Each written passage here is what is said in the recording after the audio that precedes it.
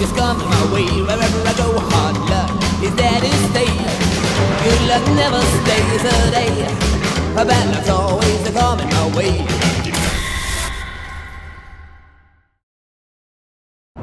Today's adventure brings us once again to San Antonio, Texas, to the Alamo. That's it, folks.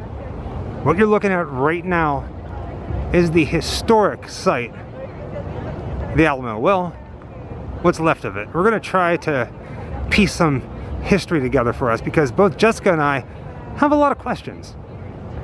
So here's the thing. I'm not even gonna pretend anything about this. I know absolutely zero information about the Alamo except for two things. One, Bowie knives.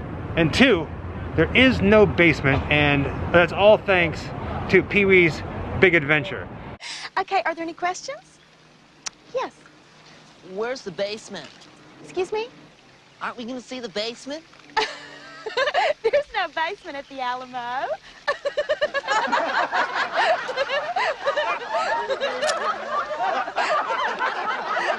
Aside from what we learned in school, I know nothing.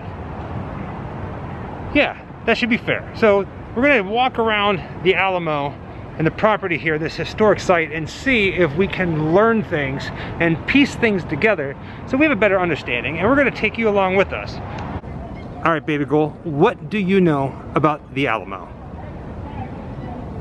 Charge! Did that happen here? I mean, I guess we'll find out. I mean, honestly, what I know of the Alamo is a lot of mixed up portions from movies, so I don't know what factually happened here, aside from there was a siege between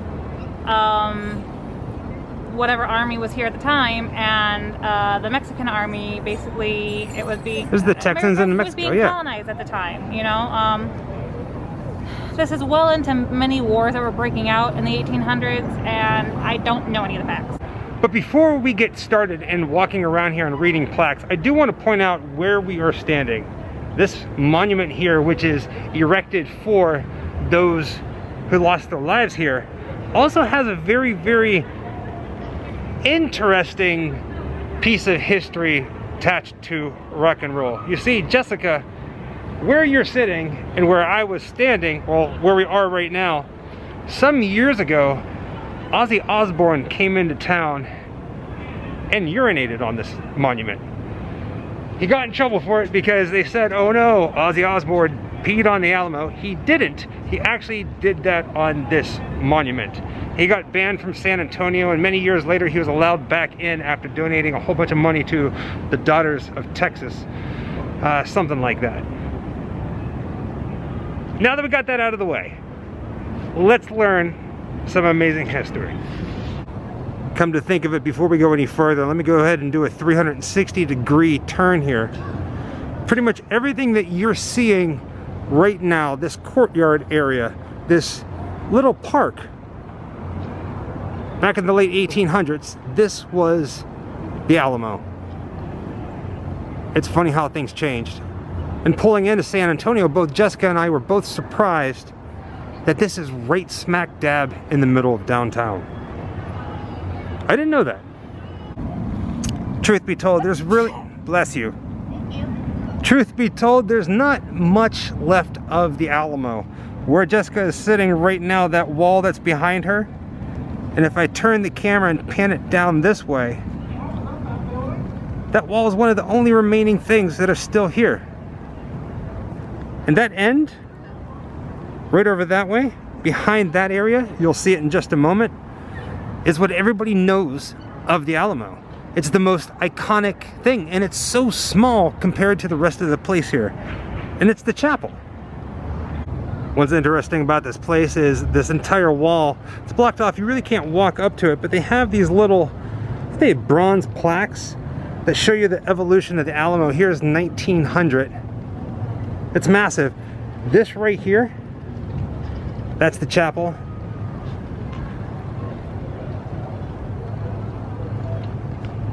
Is that right there.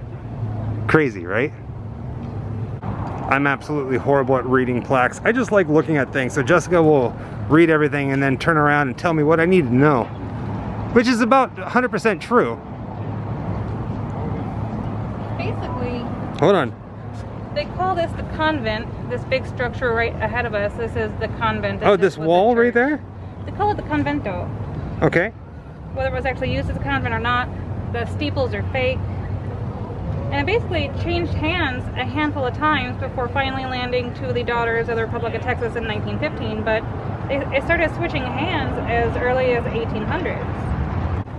Over time, things have changed. But this is the historic landmark that we all know. It's rather small. Here we are standing right in front of the Alamo. And one thing that I really wanted to check out is right here.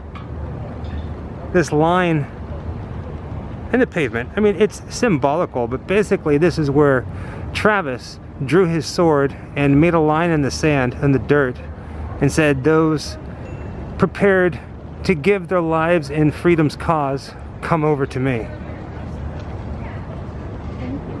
You bet. Have a nice day. That's amazing. Immediately off from the front door to the Alamo, you can see right here and right over here 2 bullet holes or cannonball holes, indentations in the actual rock, the building itself from the battle. Below one of the windows right here, not confirmed just yet, but you can see some bullet-ridden holes right there. They think it's from the battle as well. Not entirely sure. We just entered the Alamo. COVID-19 precautions, wear a face mask, practice social distancing. I love this. It says stand 6 Bowie knives or feet apart. Wash your hands and use the sanitizer stations. But you can pretty much just walk around and see everything. This historic building. In order to go inside the Alamo itself, you have to have a reservation right now.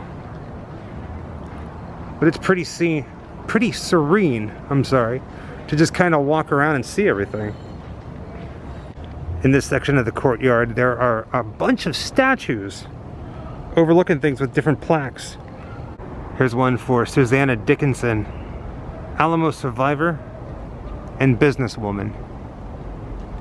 James Bowie, frontiersman, entrepreneur, soldier, and Alamo defender.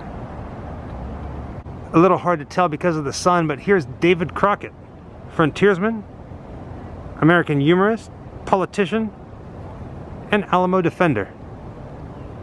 And here, drawing a line in the sand, is William Barrett Travis, lawyer, soldier, and Alamo defender. This whole courtyard here at the Alamo is actually just really nice, even under this live oak tree. It's massive. Basically just walking around and just seeing this building, really.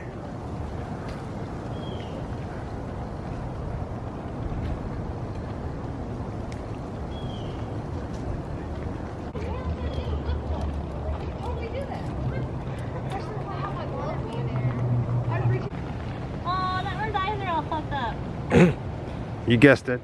Jessica found some living creatures. She's over here talking to the fish.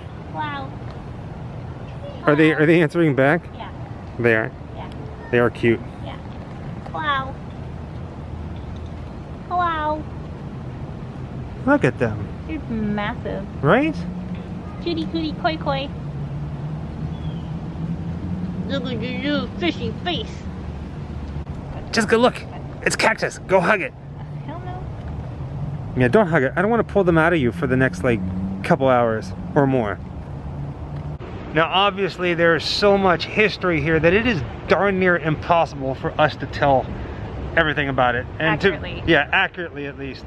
And to be honest, it's just kind of a quick trip for us since we are here in San Antonio checking out some other things. I always wanted to visit the Alamo, and now I can say that I have, although I haven't asked anybody if there's a basement. Should we ask somebody if there's a basement to the Alamo? Just to see what happens. Why did you They might kick us out of Texas. Okay. Our quest for all things Alamo brings us to the San Fernando Cathedral. It's inside this church, off to the left-hand side, where the ashes of the heroes who have fallen at the Alamo now rest. The final resting place of those who died in the Alamo. This cathedral is massive. And I'm telling you right now, what you're looking at does not do this place justice. You have to be here to see it. It's beautiful. Sign right here on the side of the cathedral says the remains of the Alamo heroes are entombed in the chapel at the left-hand side of the entrance to this cathedral. Visitors welcome. It's right over here. So let's go inside and take a look at this. As soon as you walk in, it's like a sarcophagus, a coffin for the Texas heroes. That's quite beautiful. Look at this. The stained glass windows. I mean, I know it's not a cemetery, but I think this is quite fitting. This chapel, this cathedral, the San Fernando Cathedral, is known as the heart of San Antonio. Here lies the remains of Travis, Crockett, Bowie, and other Alamo heroes.